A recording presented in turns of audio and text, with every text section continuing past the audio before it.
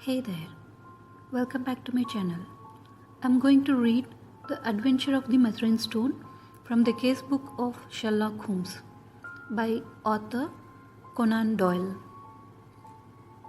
It was pleasant to Dr. Watson to find himself once more in the untidy room of the first floor in Baker Street, which had been the starting point of so many remarkable adventures. He looked round at the scientific charts upon the wall, the acid-charred bench of chemicals, the violin case leaning in the corner, the coal scuttle which contained of old pipes and tobacco.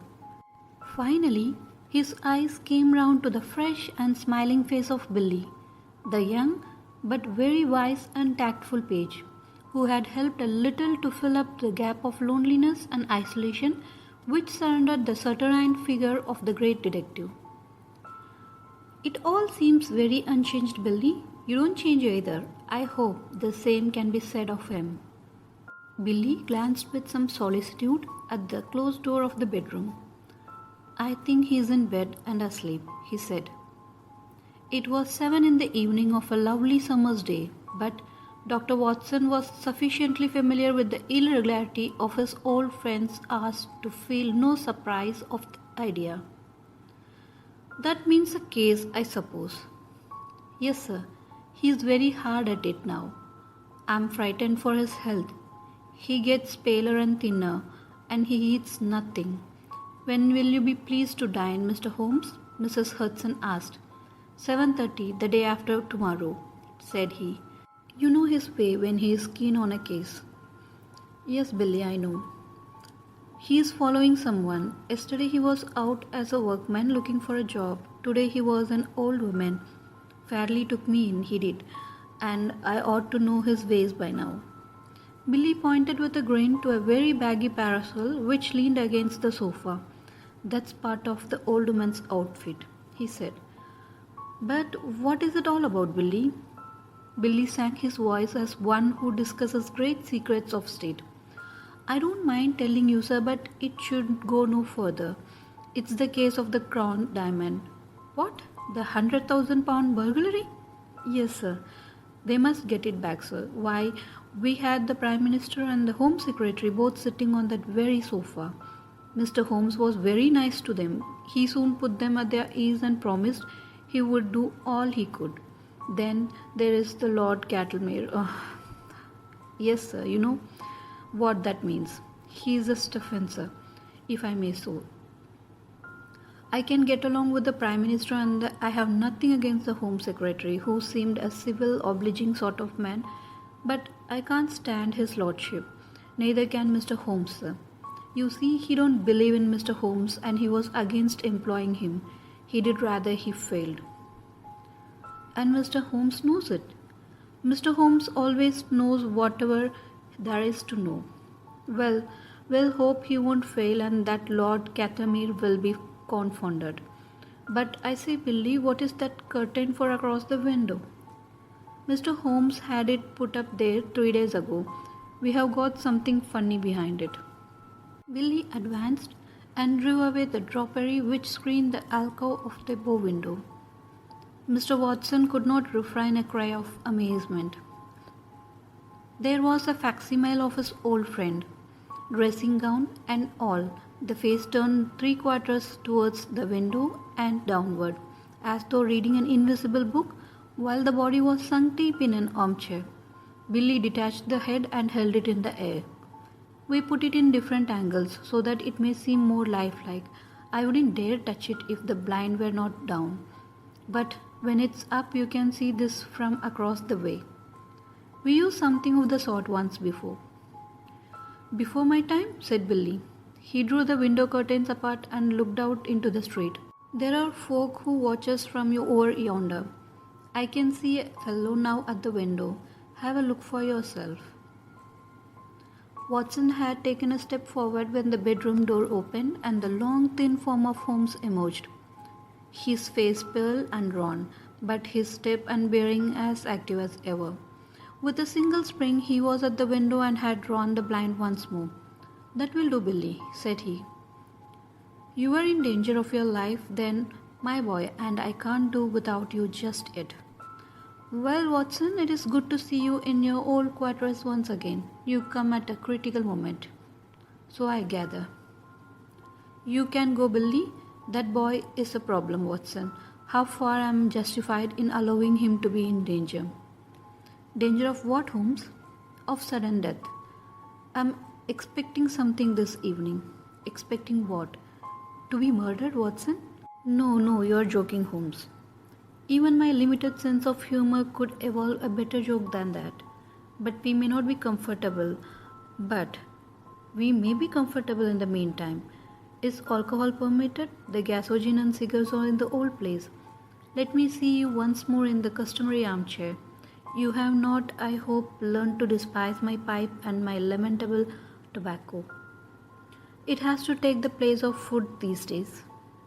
But why not eat? Because the faculties become refined when you starve them. Why, surely, as a doctor, my dear Watson, you must admit that what your digestion gains in the way of blood supply is so much loss to the brain. I'm a brain, Watson. The rest of me is a mere appendix. Therefore, it is the brain I must consider. But this is danger, Holmes. Ah, yeah. In case it should come off, it would perhaps be as well that you should burden your memory with the name and address of the murderer. You can give it to Scotland Yard with my love and a parting blessing. Silvius is the name. Count Nergetto Silvius.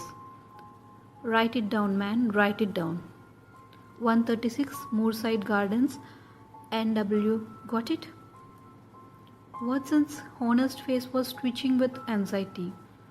He knew only too well the immense risk taken by Holmes and was well aware that what he had said was more likely to be understatement than exaggeration. Watson was always the man of action, and he rose to the occasion. Count me in, Holmes. I have nothing to do for a day or two. Your morals don't improve, Watson. You have added fibbing to your other vibes. You bear every sign of the busy medical man with calls on him every hour. Not such important ones, but can't you have this fellow arrested? Yes, Watson, I could.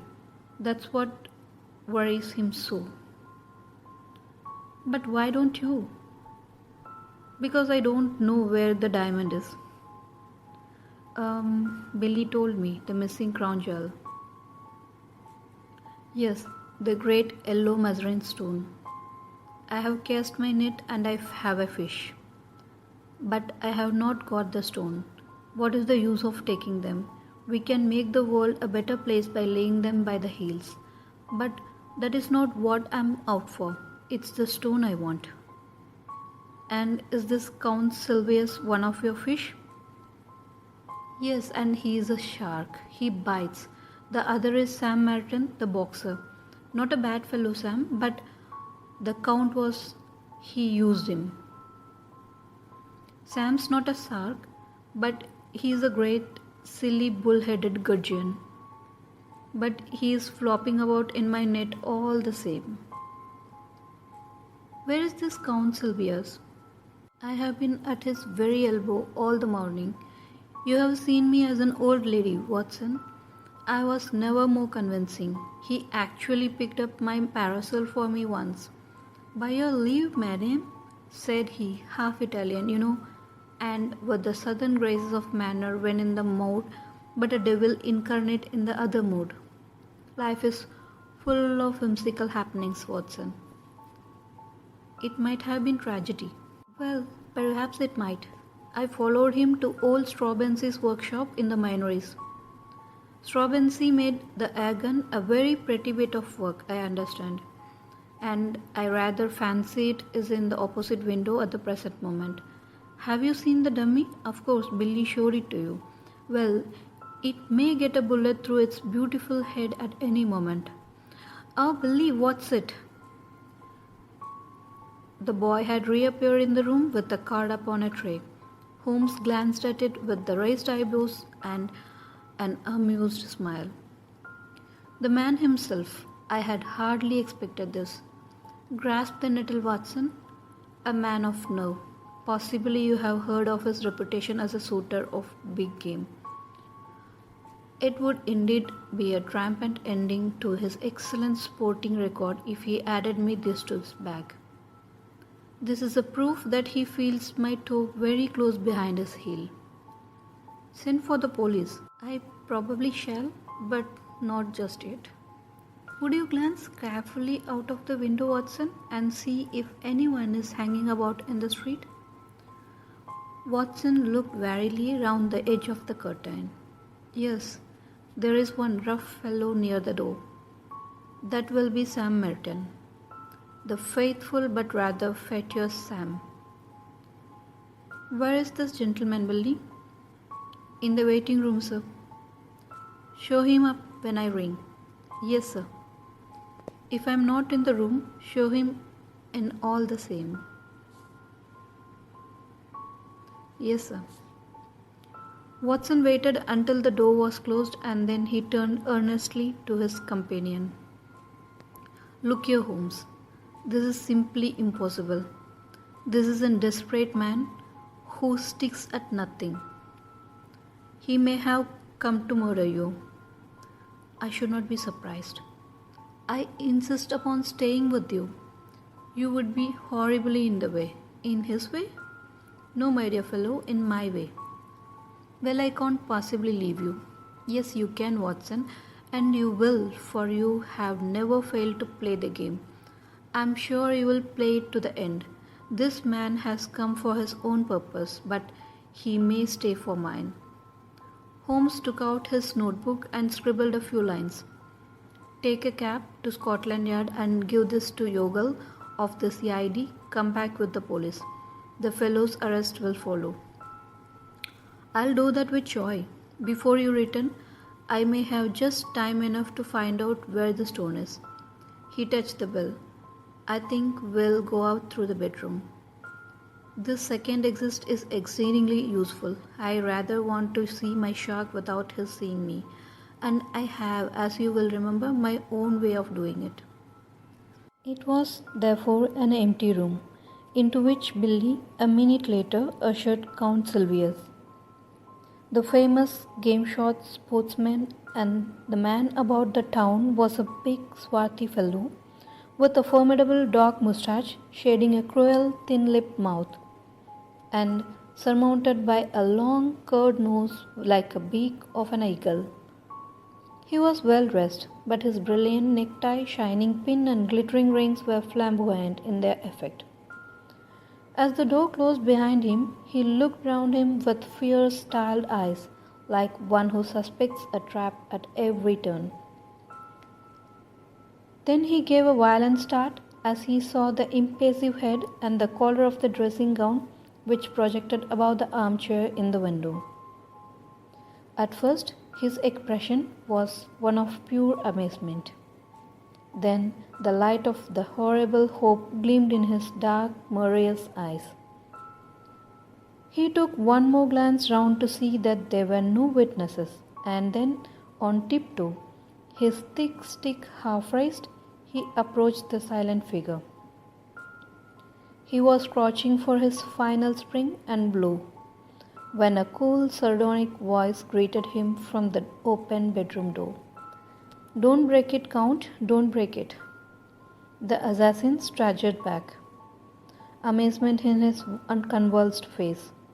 For an instant, he half raised his loaded cane once more, as if he would turn his violence from the effigy to the original.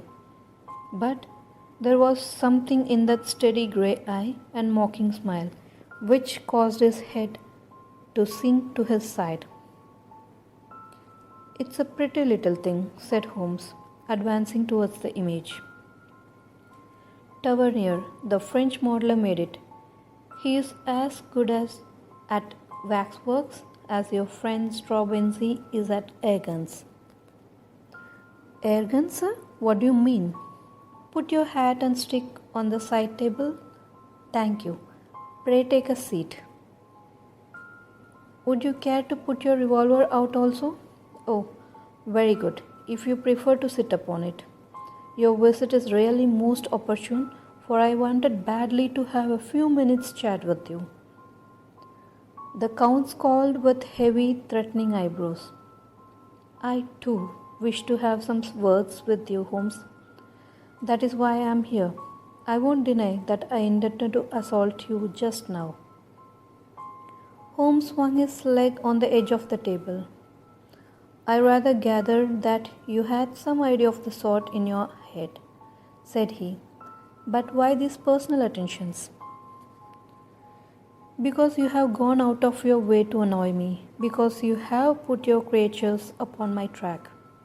"My creatures? I assure you no." "Nonsense. I have had them followed. Two can play at that game, Holmes." "It's a small point, Count Sylvius, but perhaps you would kindly give me my prefix when you address me. You can understand that, with my routine of work, I should find myself on familiar terms with half the Rogues Gallery, and you will agree that exceptions are indubious." "Well, Mr. Holmes, then, excellent. But I assure you, you are mistaken about my alleged agents." Count Sylvius laughed. "Other people can observe as well as you. Yesterday there was an old sporting man. Today it was an elderly woman. They held me in view all day." "Really, sir, you compliment me. Old Baron Dawson said the night before he hanged that in my case what the law had gained the stage had lost. And you give my little personations your kindly prize." "It was you yourself?" Holmes shrugged his shoulders. "You can see in the corner the parasol which you so politely handed to me in the Minories before you began to suspect. If I had known you might never have seen this humble home again, I was well aware of it. We all have neglected opportunities to deplore. As it happens, you did not know, so we are here." The Count's knotted brows gathered more heavily over his menacing eyes. "What you say only makes the matter worse. It was not your agents, but your play-acting busybody self. You admit that you have dodged me. Why?" "Come now, Count. You used to shoot the lions in Algeria. Well, but why?" "Why? The sport, the excitement, the danger." "Ah, and no doubt to free the country from a pest." "Exactly. My reasons in a nutshell." The Count sprang to his feet, and his hand involuntarily moved back to his hip pocket. Sit down, sir. There was another moral, practical reason. I want that yellow diamond." Count Sylvius lay back in his chair with an evil smile. "Upon my word," said he, "you knew that I was after you for that. The real reason why you are here tonight is to find out how much I know about that matter, and how far my removal is absolutely essential." "Well, I should say that from your point of view, it is absolutely essential, for I know all about it, say only one thing which you are about to tell me." "Oh, indeed. And pray, what is this missing fact?" "Where the crown diamond now is." The Count looked sharply at his companion. "Oh, you want to know that, do you? How the devil should I be able to tell you where it is?" "You can, and you will." "Indeed? You can't bluff me, Count Sylvius." Holmes' eyes, as he gazed at him, contracted and lightened until they were like two menacing points of steel. "You are absolute plate glass. I see to the very back of your mind. Then, of course, you see where the diamond is." Holmes clapped his hands with amusement and then pointed a derisive finger. "Then, do you know, you have admitted it." "I admit nothing." "Now, Count, if you will be reasonable, we can do business. If not, you will get hurt." Count Sylvius threw up his eyes to the ceiling. "And you talk about bluff," said he. Holmes looked at him thoughtfully, like a master chess player who meditates his crowning move. Then he threw open the table drawer and drew out a squat notebook. "Do you know what I keep in this book?" "No, sir, I don't." "You? Me?" "Yes, sir, you. You are all here, every action of your well and dangerous life." "Damn you, Holmes," cried the Count with blazing eyes. "There are limits to my patience." "It's all here, Count. The real facts as to the death of Mrs. Harold, who left you the Blemore estate which you so rapidly gambled away." "You are dreaming." "And the complete life history of Miss Minnie Varanda." "Third, you will make nothing out of that." "Plenty more here, Count. Here is the robbery in the train deluxe to the Riviera on February 13, 1892. Here is the forged check in the same year on the Credit Lyonnais. No, you are wrong there." "Then I am right on the others." "Now, Count, you are a card player. When the other fellow has all the trumps, it saves time to throw down your hand." "What has all this talk to do with the jewel of which you spoke?" "Gently, Count. Restrain that eager mind. Let me get to the points in my own humdrum fashion. I have all this against you, but above all, I have a clear case against both you and your fighting bully in the case of the Crown Diamond." "Indeed?" "I have the cabman who took you to Whitehall and the cabman who brought you away. I have the commissionary who saw you near the case. I have Icky Sanders who refused to cut it up for you. Icky has pitched and the game is up." The veins stood out of the Count's forehead. His dark, hairy hands were clenched in a convulsion of restrained emotion. He tried to speak, but the words would not shape themselves. "That's the hand I play from," said Holmes. "I put it all upon the table, but one card is missing. It's the King of Diamonds. I don't know where the stone is." "You never shall know." "No. Now be reasonable, Count. Consider the situation. You're going to be locked up for 20 years. So is Sam Merton. What good are you going to get out of for your diamond?" "None in the world. But if you hand it over, well, I'll compound a felony. We don't want you or Sam. We want the stone. Give that up. And so far as I am concerned, you can go free so long as you behave yourself in the future. If you make another slip, well, it will be the last. But this time my commission is to get the stone, not you." "But if I refuse?" "Why then, alas, it must be you and not the stone."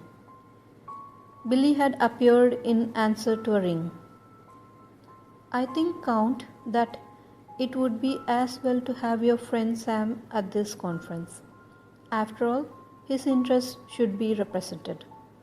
Billy, you will see a large and ugly gentleman outside the front door. Ask him to come up." "If he won't come, sir?" "No violence, Billy. Don't be rough with him. If you tell him that Count Silvius wants him, he will certainly come." "What are you going to do now?" asked the Count as Billy disappeared. "My friend Watson was with me just now. I told him that I had a shark and a gudgeon in my net. Now I am drawing the net, and up they come together." The Count had risen from his chair, and his hand was behind his back. Holmes held something half protruding from the pocket of his dressing gown. "You won't die in your bed, Holmes." "I have often had the same idea. Does it matter very much? After all, Count, your own exit is more likely to be perpendicular than horizontal. But these anticipations of the future are morbid. Why not give yourself up to the unrestrained enjoyment of the present?" A sudden wild beast light sprang up in the dark, menacing eyes of the master criminal. Holmes' figure seemed to grow taller as he grew tense and ready. It is no use your fingering your revolver, my friend, he said in a quiet voice. You know perfectly well that you dare not use it, even if I gave you the time to draw it. Nasty, noisy things revolvers count. Better stick to air guns. Ah, I think I hear the fairy footstep of your estimable partner. Good day, Mr. Martin. Rather dull in the street, is it not?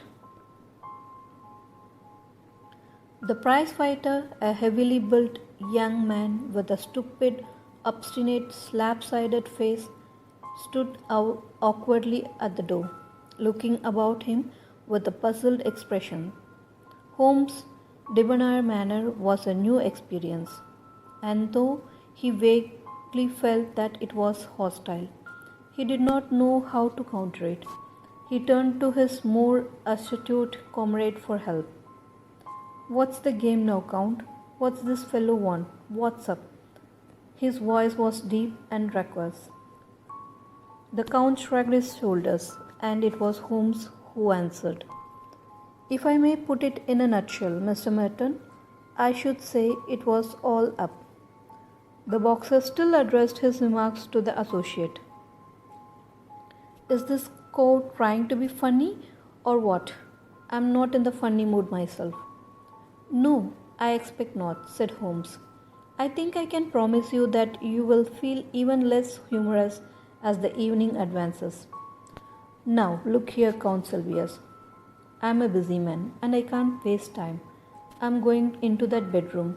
Pray make yourselves quite at home in my absence. You can explain to your friend how the matter lies without the restraint of my presence. I shall try over the Hoffman Barcarolle upon my violin. In 5 minutes I shall return for your final answer. You quite grasp the alternative, do you not? Shall we take you or shall we have the stone? Holmes withdrew, picking up his violin from the corner as he passed. A few moments later, the long-drawn wailing notes of that most haunting of tunes came faintly through the closed door of the bedroom. What is it then? Asked Merton anxiously as his companion turned to him. Does he know about the stone? He knows a damned sight too much about it. I'm not sure that he doesn't know all about it. Good Lord, the boxer's sallow face turned a shade whiter. Icky Sanders has split on us. He has he? I'll do him down a thick urn for that if I swing for it. That won't help us much. We have got to make up our minds what to do. However, said the boxer, looking suspiciously at the bedroom door. He's a lyric cove that wants watching. I suppose he is not listening. How can he be listening with that music going? That's right. Maybe somebody's behind a curtain. Too many curtains in this room. As he looked round, he suddenly saw for the first time the effigy in the window, and stood staring and pointing, too amazed for words. Tut, it's a dummy, said the Count. A fake, is it? Well, strike me, Madame Tussaud, ain't it? It's the living spit of him, gown and all, but them curtains counts. Oh, confound the curtains, we are wasting our time, and there is none too much. You can lag us over the stone. The deuce he can. But he will let us slip if we only tell him where the swag is. What?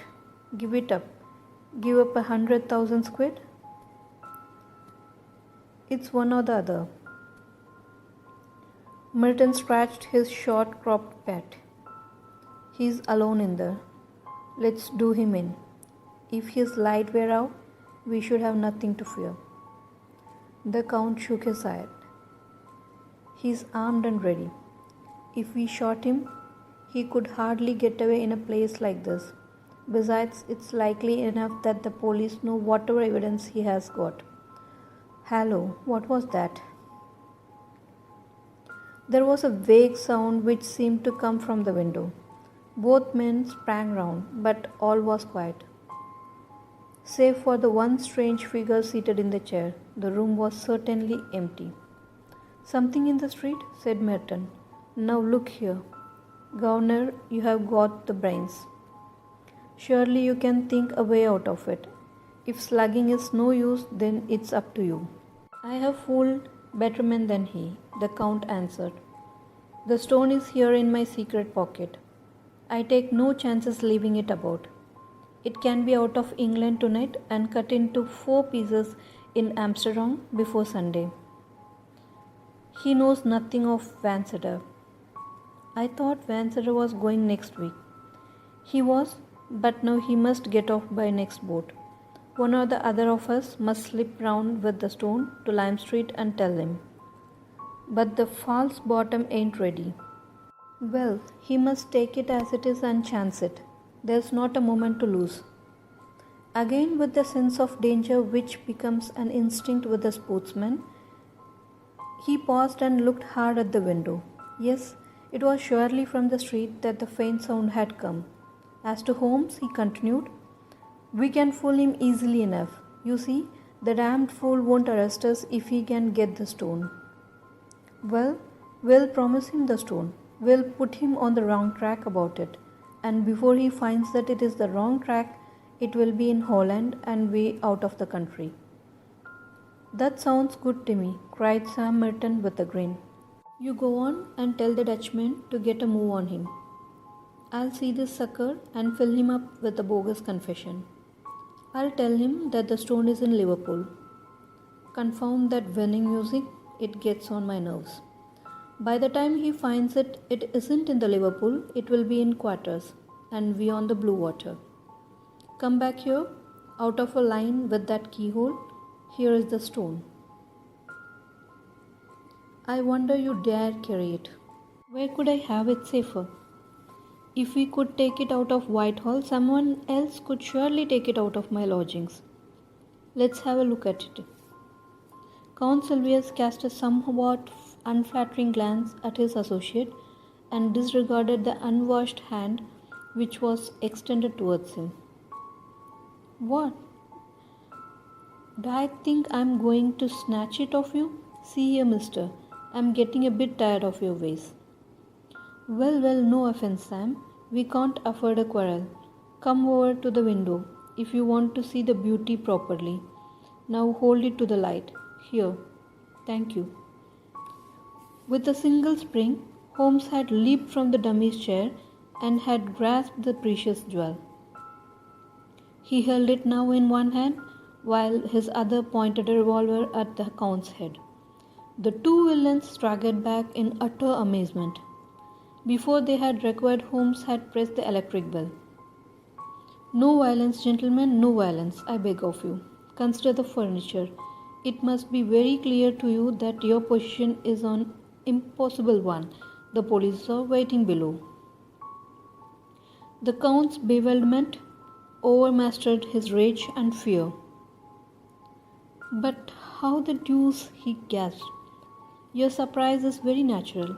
You are not aware that a second door from my bedroom leads behind that curtains. I fancied that you must have heard me when I displaced the figure, but luck was on my side. It gave me a chance of listening to your racy conversation, which would have been painfully constrained had you been aware of my presence." The Count gave a gesture of resignation. "We give you best, Holmes. We believe you are the devil himself." "Not far from him at any rate," Holmes answered with a polite smile. Sam Merton's slow intellect had only gradually appreciated the situation. Now, as the sound of heavy steps came from the stairs outside, he broke silence at last. "A fair cop," said he. "But I say, what about the blooming fiddle? I hear it yet." "Tut, tut," Holmes answered. "You are perfectly right.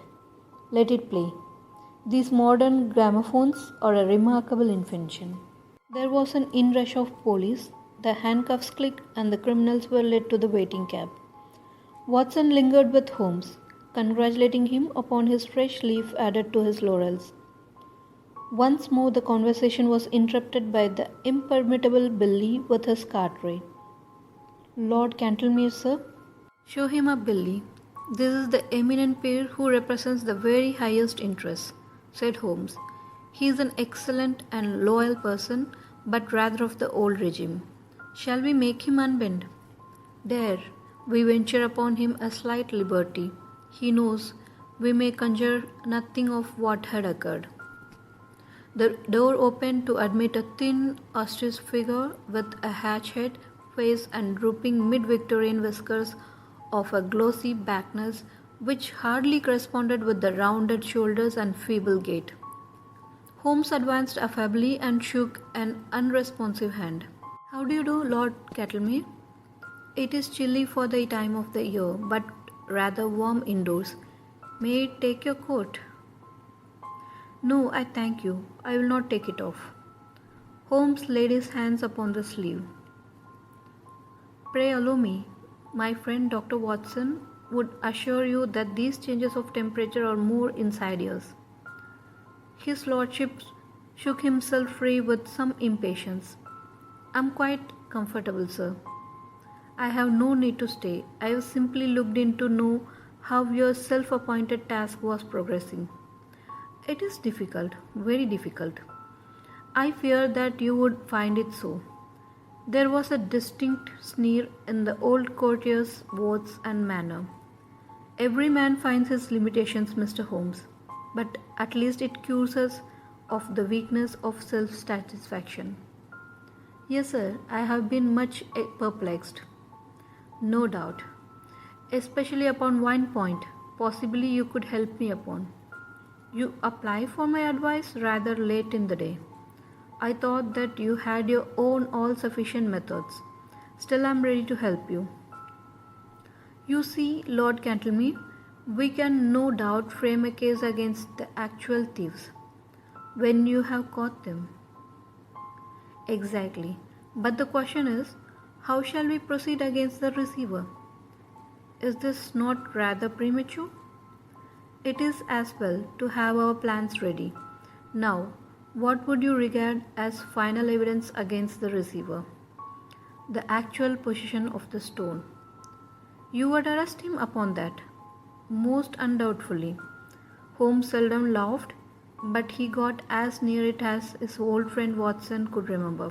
"In that case, my dear sir, I shall be under the painful necessity of advising your arrest." Lord Cantlemere was very angry. Some of the ancient fires flickered up into his shallow cheeks. "You take a great liberty, Mr. Holmes. In 50 years of official life, I cannot recall such a case.